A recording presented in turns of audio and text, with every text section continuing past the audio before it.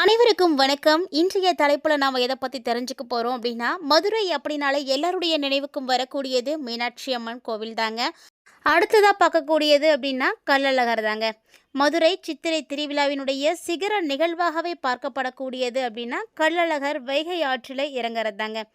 கள்ளழகர் தங்க குதிரை வாகனத்தில் வைகை ஆற்றில் இறங்கக்கூடிய வைபவம் மீனாட்சி அம்மன் திருமணத்திற்கு தாமதமாக வந்ததை குறிக்குது.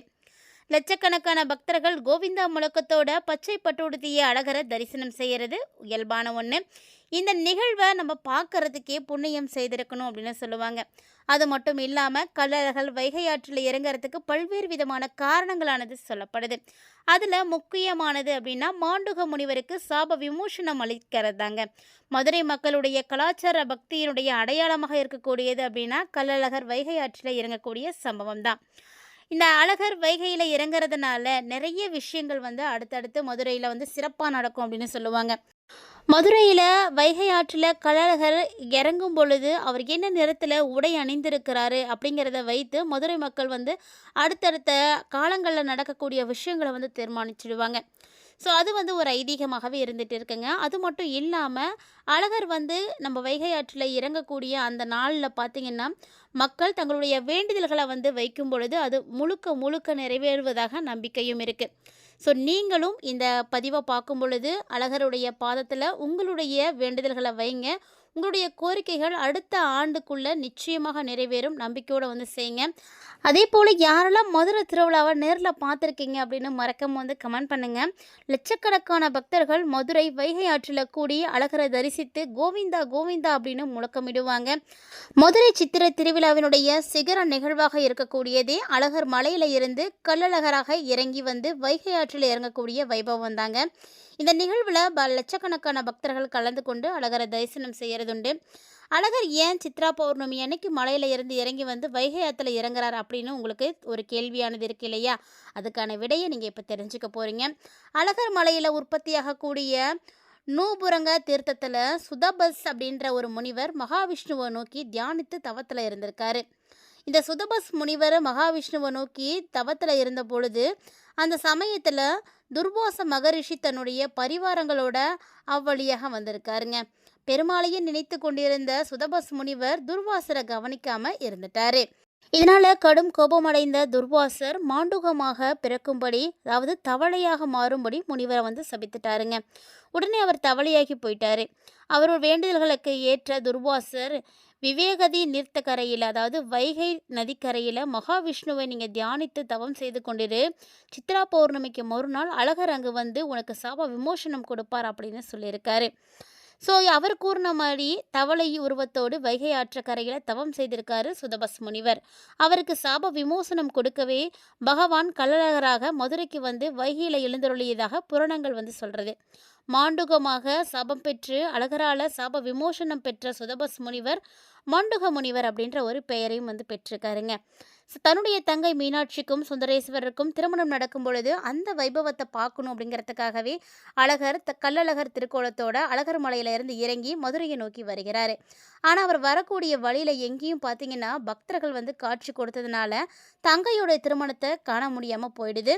ஸோ அந்த சோகத்தோடையே வைகையில் நீராடி புறப்பட்டு போகிறார் அப்படின்ற இன்னொரு கதையுமே இருக்குங்க.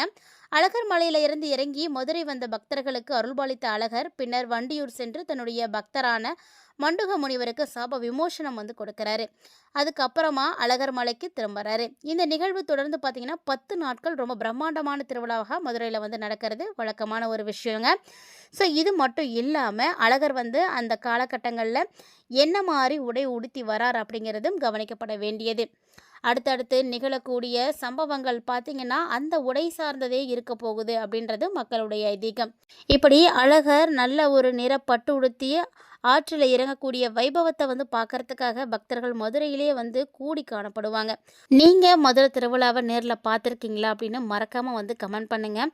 அப்படி ஒரு பாக்கியம் யாருக்கெல்லாம் கிடைச்சிருக்கு அப்படின்றதையும் நம்ம தெரிஞ்சுக்கலாம். ஸோ மதுரை மக்களாகிய நீங்கள் இந்த பதிவை பார்த்துட்ருக்கீங்க அப்படின்னா கள்ளழகர் வைகை ஆற்றில் இறங்குறதுக்கான காரணங்கள் இது சரியானதா அப்படின்றதையும் மறக்காமல் கமெண்ட் பண்ணுங்கள். கள்ளழகர் வைகையில் இறங்கக்கூடிய கதை பார்த்திங்கன்னா பரவசமானதாக இருக்கும். அதாவது இவர் இந்த ஆற்றில் இறங்கக்கூடிய தருணத்தில் அடுத்தடுத்து நிகழக்கூடிய நாட்களில் பார்த்தீங்கன்னா மிகப்பெரிய அளவில் சம்பவங்களானது நடக்குங்க. பொதுவாக நீங்கள் அழகரை வந்து தரிசனம் செய்கிறீங்க அப்படிங்கும் பொழுது உங்களுடைய வேண்டுதல்கள் எதுவாக இருந்தாலும் அழகருடைய பாதத்தில் நீங்கள் வைக்கலாம். ஸோ நீங்கள் வேண்டிக்கக்கூடிய நேரத்தில் கண்டிப்பாக அது நிச்சயம் நடக்கும். ஸோ அடுத்து வரக்கூடிய 3 நாட்களுக்குள்ளே அது நடந்து முடிஞ்சிடும் அப்படின்ற ஐதீகமும் கூட இருக்குது. ஸோ மதுரை மக்களை பொறுத்த வரைக்கும் இந்த விஷயம் வந்து காலம் காலமாக கடைபிடித்துட்டு வரக்கூடிய ஒரு விஷயந்தாங்க. ஸோ மதுரை அப்படின்னாலே எல்லாருடைய நினைவுக்கும் வரக்கூடியது அழகர் தான். ஸோ அழகரை நீங்கள் தரிசனம் செய்திருக்கீங்களா அப்படின்னு மட்டும் மறக்காம வந்து கமெண்ட் பண்ணிவிடுங்க.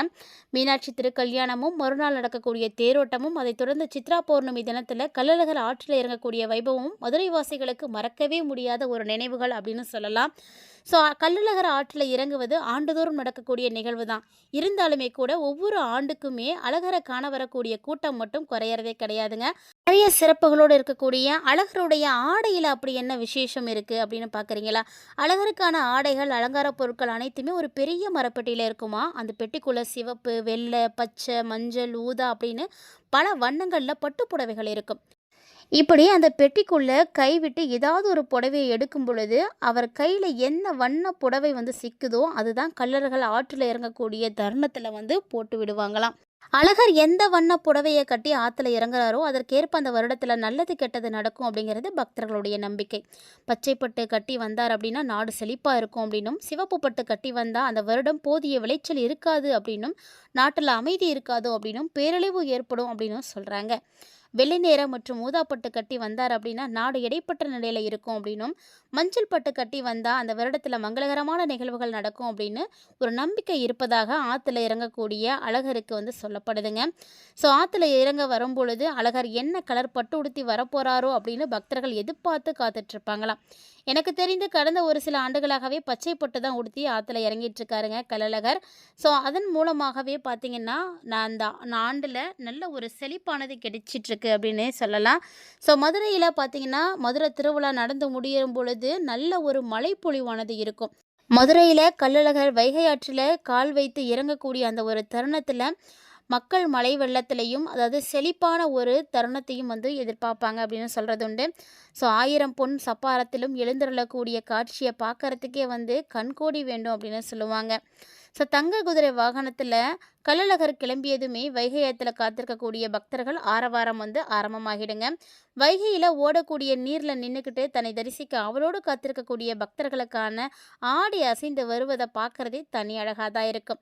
ஸோ வைகையூரில் இறங்கிய கள்ளழகர் மண்டுக முனிவருக்கு சாப விமோசனம் தருவதற்காக வண்டியூரை நோக்கி கிளம்புவார். ஆற்றுல இறங்கிய அழகர் ஆற்றின் வழியாகவே வண்டியூர் போய் சேர்றாருங்க. ஸோ கூடவே பக்தர்களும் அழகரோடு வந்து பயணம் செய்கிறாங்க. நீங்களும் அழகரை தரிசனம் செய்து உங்களுடைய வேண்டுதல்களை வந்து வைங்க, கண்டிப்பாக நடக்கும். இந்த வீடியோ உங்களுக்கு பிடிச்சிருந்தா லைக் பண்ணி ஷேர் பண்ணுங்கள், மறக்காமல் கமெண்ட் பண்ணுங்கள்.